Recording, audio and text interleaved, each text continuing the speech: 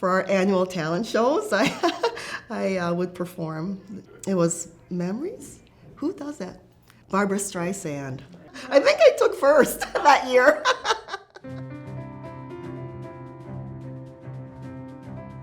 Well, my name is Peter Foley, and this is my wife, Natalia. I graduated in the class of 2013 from St. Agnes. I graduated in 2014. My name is Carlene Bengtson, and I graduated in 1982. My name is Ted Steichen, 1952. My name is Chris Pierce. I graduated in 1998. I'm Mary Jo Feltel. I'm in 1995.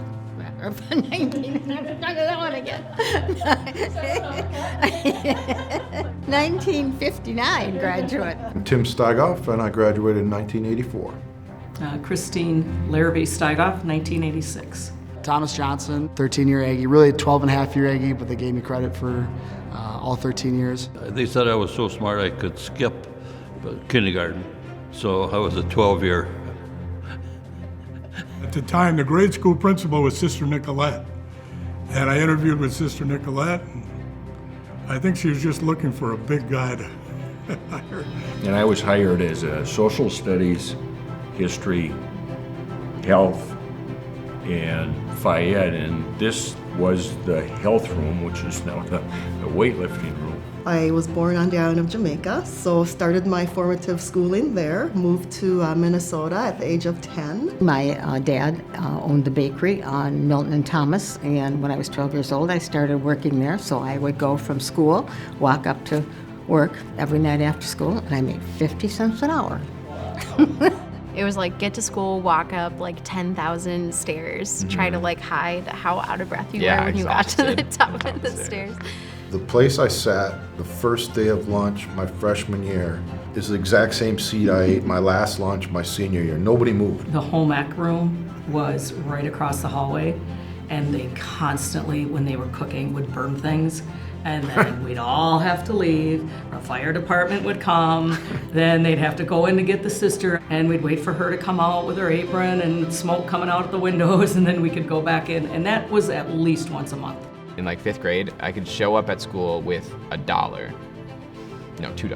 $2 could get me a Hot Pocket, a bag of chips, a zebra cake, and a juice box. And you know, that was living good back in 5th grade. Yeah, I think I brought my lunch, yeah. I suppose it was the time to say hi to the girls. I'm human too. It was world's finest candy. World's finest chocolate. Yeah. Some of these kids would start working on this months and months ahead of time. We had a certain number to reach, and we always reached it according to Bill Pepper. And we would get a free day of school, and that was always a big deal. At the end of the school day, I used to like to visit every classroom. When the bell would ring at the end of the day, it was like a heat-seeking missile. Boom, the kids were out on the playground, going to sports, whatever. Doing the musical. I know with our play, a senior play, I'd gotten the lead role, and I was really excited to do that, except that I had the role of Katie, and I had to have an Irish brogue. And every time I started to talk, I started to laugh. So I got dumped out of that one, and I got to be stagehand. I was in pro-life club, but I feel like everyone was also in pro-life club. Future Secretaries of America. You learned all aspects of what it would be to be a secretary. Basketball was everything at St. Agnes. We used to have games where people were lined up on the sidelines and standing room only. We would go over to St. Bernard's and you couldn't get in the gym. Football, hockey, golf, AVSO club. Yeah, I'm pretty sure I was the best player St. Agnes ever had. Check the 1984 yearbook, second funniest right here. We had some really, really good teachers, And my favorite one was Sister Mary Peter. 5th grade, I had Sister Katerina. I had Sister Mary Claire in 3rd grade. Sister Mary John, Sister Antonella. I mean, they are saints, and I was glad to see that you got some more back here now. That's really an asset. Would fight with Sister Leona every week. We'd get those bus passes. You're not supposed to have a favorite teacher, but I did, and her name was Sister Jonette. She was about this big around, weighed 100 pounds after a good meal, but if She never had to raise her voice. All she simply had to do is, and that was it. And the kids, or the children, respected her. I had a study hall in the library, and the library person was Sister Cleofa, an older nun, nice lady. So she had a terrible cold one day, could hardly talk. And I said, Sister, would you like some cough medicine? She says, oh, that would be wonderful. So another one of the teachers left during the day, came back with a small bottle of NyQuil that he dumped out in front of me and filled up with brandy. And we gave it to Sister Cleofa at the end of the day. Well, fast forward, it's the next morning, I'm in a study hall, and she comes up to me and she says, Mr. Heller, I want to thank you. I feel so much better today after that cough medicine. So, kind of an innocent little story, but the lay teachers and the nuns got along extremely well. Joe Sylvia, a social studies teacher, full of life, had joke after joke. Pat Hemke probably had the greatest beard I've ever seen. People that are still here, like Coach Streitz, Mr. Peterson, Mr. Walter, being able to be near people and be in the places where I grew up and learned a lot from my mentors is huge. Well, I brought along a picture of one of my favorite activities, and this was our senior class trip.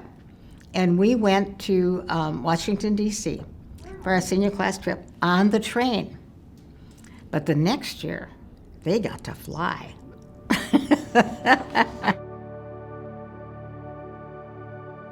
St. Agnes has always been an island in a sea that can be a little rough. It's a safe place for kids to be. I allude again to the structure and discipline that parents want and the strong Catholic education. One of the more fortunate things that's happened to me is that I was able to go to St. Agnes.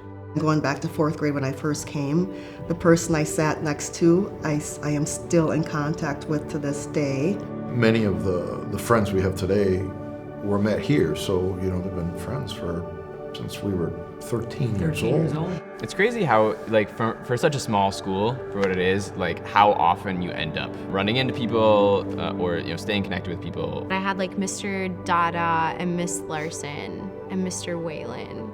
I think I was always just really blown away that people could be practicing Catholics, but also be cool. There's probably two extremely influential people here at St. Agnes that played a major role in who I am today, actually. That would be Tom Flood and Mr. Fitz. The person that really formed me to who I am today was Sister Joannette. She was my 4th grade teacher. I mean, she was really there for me and make sure that I came along and supportive of me since, it was my first time in school since coming from the island. I had a math teacher named Mr. Furco. He taught 3 of my 4 high school math classes. In the end, really was one of the biggest reasons I decided to become a math teacher. John Heller was probably the biggest influence on my life to this day. As far as teachers go, I would have to actually say Tim Flood. He was a biology teacher, it was his first year. His expectations of kids, I think, rose the bar. St. Agnes Schools has done a lot. I mean, it really was the driving force behind who I am today. I take a look at myself and being able to come back and coach here to a place that was so good to me that's allowed me to move on in education and become a teacher. I think about the education that goes on now, and I know our scholars here are more than prepared when they leave. They are more than prepared spiritually and academically. St. Agnes built the foundation for me. If I were to tell a young Thomas Johnson that he was going to get a master's degree and get a 4.0 in his master's classes, I would have been very surprised as a 17-year-old. But St. Agnes prepared me to be successful in life through my faith, through everything that they taught me in school. The things that I've learned here are, things that have stuck with me. They're in my soul. Things I've carried the farthest in life were from this institution. It was such a family affair, and they taught you so much that right is right and wrong is wrong. You probably don't realize it so much at the time, but when you've been out like I have now for so many years and you look back and you see the things, how fortunate you were. My Catholic education has been first and foremost, and because I think that's what's helped me be successful, is because I've just depended on all the morals and the values that I've learned in school. St. Agnes School has been able to be around for 135 years, and that spirit of what it was way back when is still here today.